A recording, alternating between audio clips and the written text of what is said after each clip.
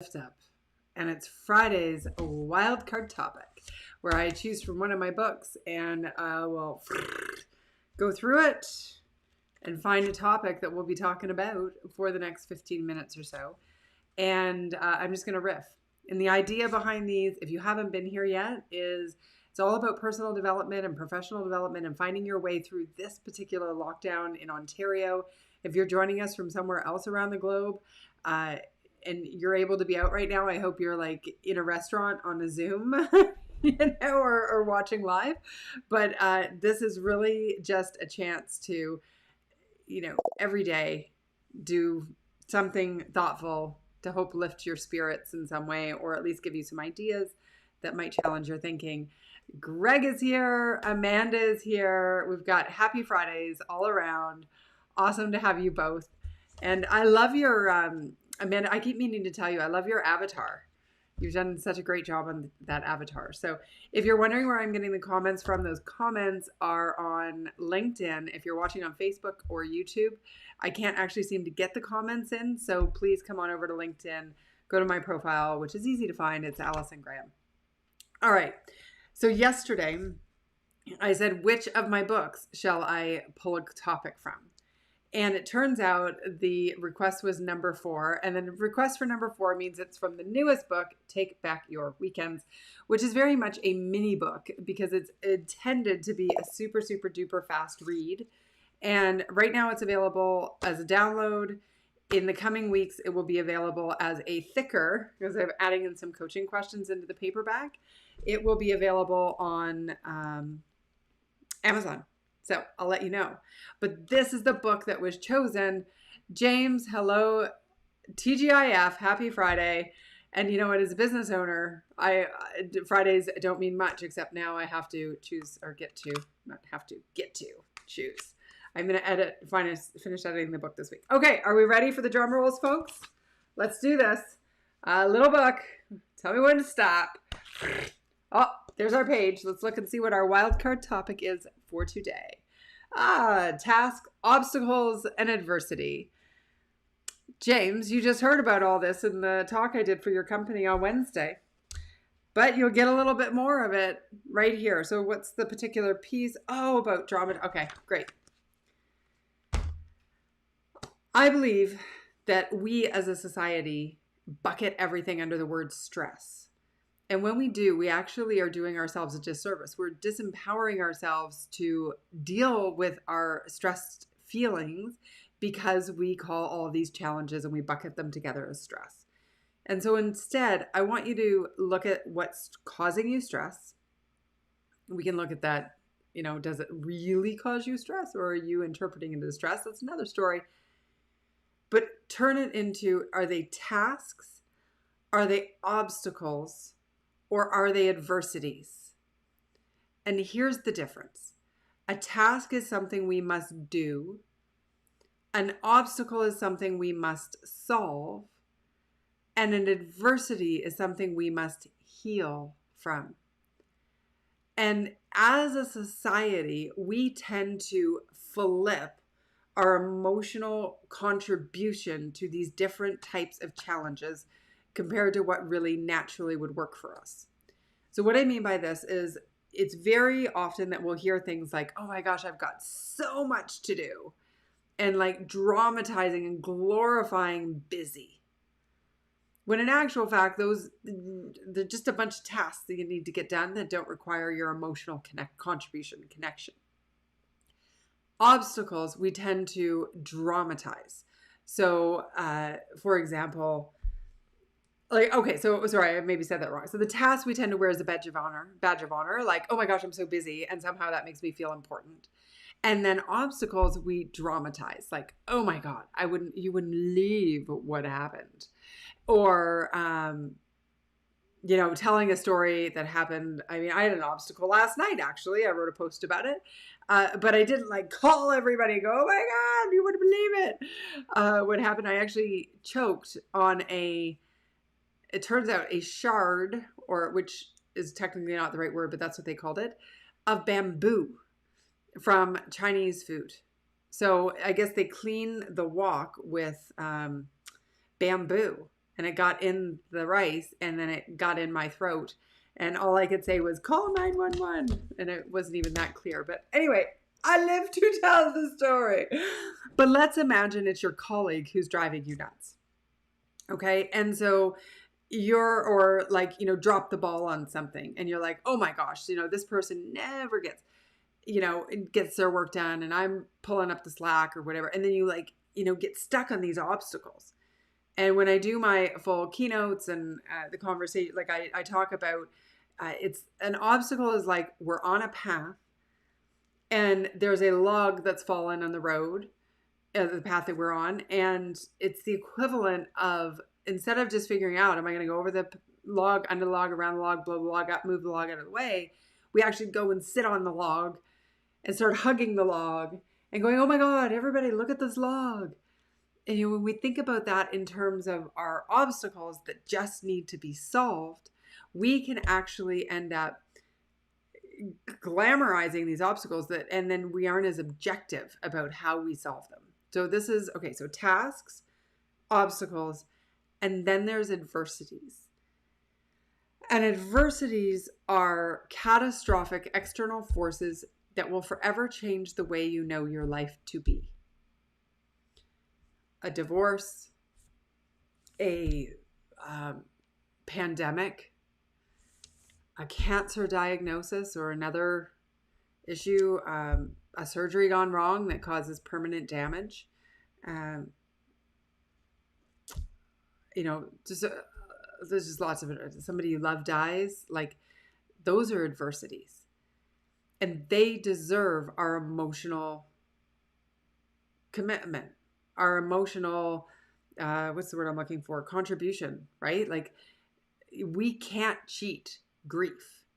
We can't cheat that process. We can't speed it up.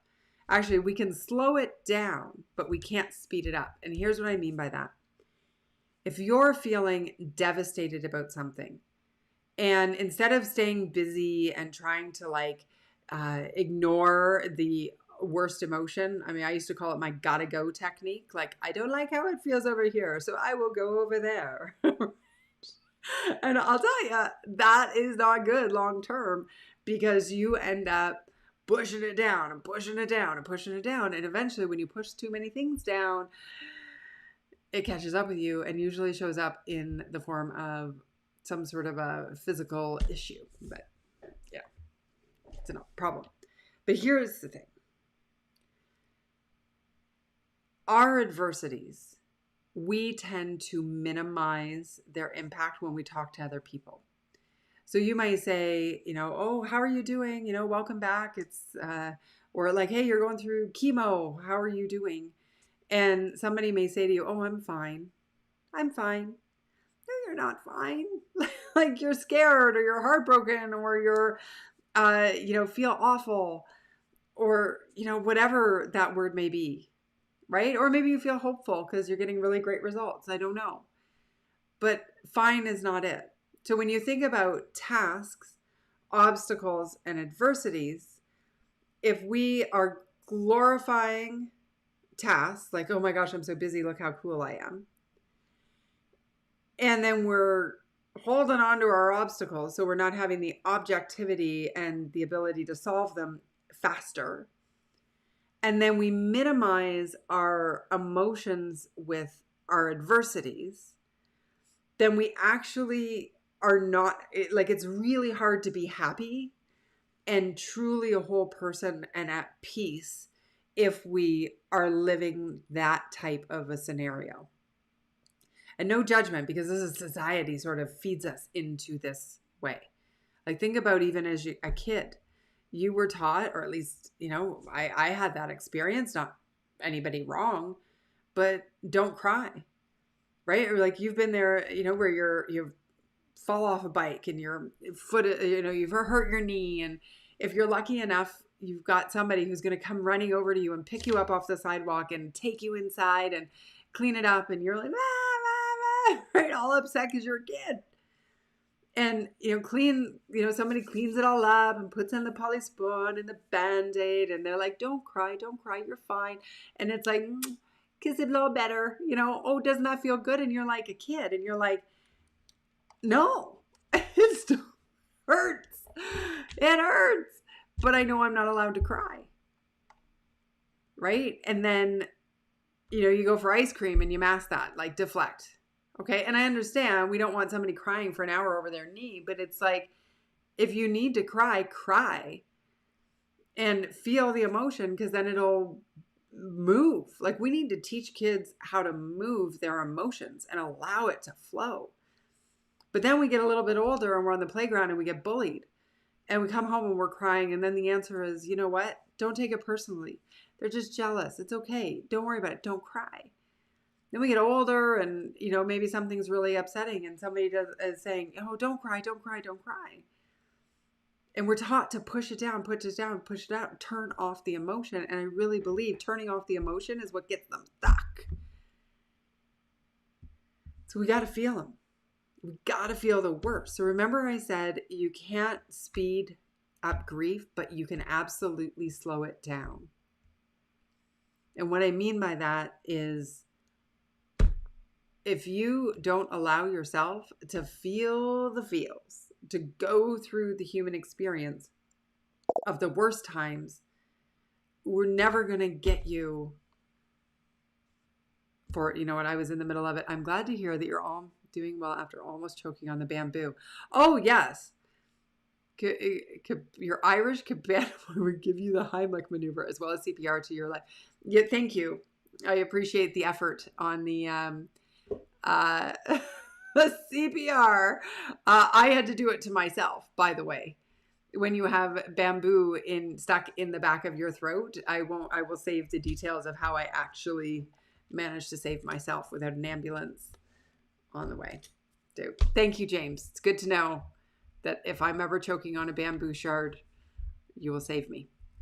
So I hope that makes sense, right? Like, it's the tasks, it's the obstacles and the adversity. And so when we're stressed, if we look at everything that's going on in our lives and we say, okay, what's a task? What's an obstacle? What's an adversity?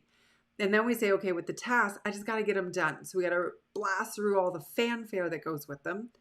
Then with the obstacles, looking at them objectively, and, this is the whole point of this book, right? Is how do we solve those faster and make room and capacity so that we can process the emotions that are the most important things in our lives. And when we do that, the other piece is that we can stop stealing capacity from our day-to-day on stuff that doesn't matter. Right? So there we go. There's our Wildcard Friday. Anything else anybody wants to add to this conversation before I turn it off and go back to my other meeting? I actually was on a Zoom meeting. And then I said, hey, listen, I'm going to come to this meeting, but then when I hit 3:15, I got to go. And then I will come back after I'm done live. So that's what I've done. Check Facebook. Be sure I'm not missing any great comments because I don't know how to do that. Okay, great to see people. Hi, Anders. See you over there. Okay, we're good. Allison, well, Simon. Oh my goodness, so great to hear from you and so proud of myself and happy to have you here. So thank you. I haven't seen you in a while. So awesome. I do love this LinkedIn and sharing. And Greg, I'm so impressed you made it back. He sent me a picture earlier showing he was out, I think, marathoning.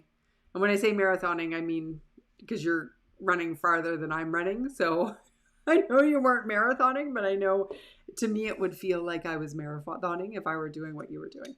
So anyhow, awesome. Have the best day. And I can't wait to see you Monday. We'll see what our topics are going to be next week. There were a couple that came out of our conversation yesterday, so I'll be sure to include those in next week's rotation. If there's anything you have ideas for, please let me know. Otherwise, I will see you Monday, 3:15 Eastern, and I hope you have the absolute best day.